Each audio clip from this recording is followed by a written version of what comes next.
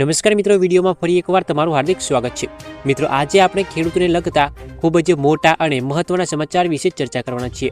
પરંતુ મિત્રો, એ પહેલાં જો તમે આ ચેનલ પર પહેલી વાર આવ્યા છો તો ચેનલને સબસ્ક્રાઇબ કરવાનું ભૂલતા નહીં, કારણ કે ખેડૂતોને લગતી બધી જ ખબરો અમારા વિડીયો દ્વારા તમને જોવા મળતી રહે।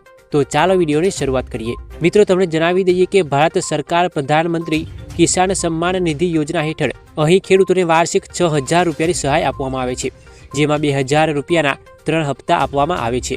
પરંતુ એક એવું રાજ્ય છે જ્યાં ખેડૂતોને હવે 2,000 રૂપિયાને બદલે 4,000 રૂપિયાના હપ્તા મળી રહ્યા છે, એટલે કે વાર્ષિક દીઠ રૂપિયા 12,000 મળી રહ્યા છે। મિત્રો, આપણે વાત કરી રહ્યા છીએ મધ્યપ્રદેશ વિશે, જ્યાં સરકાર ખેડૂતોને બેવડો લાભ આપી રહી છે।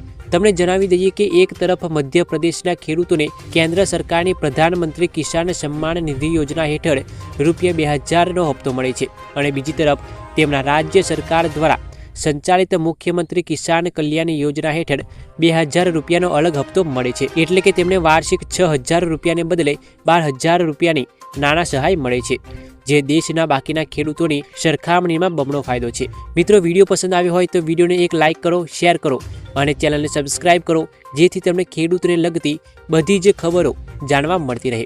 ધન્યવાદ।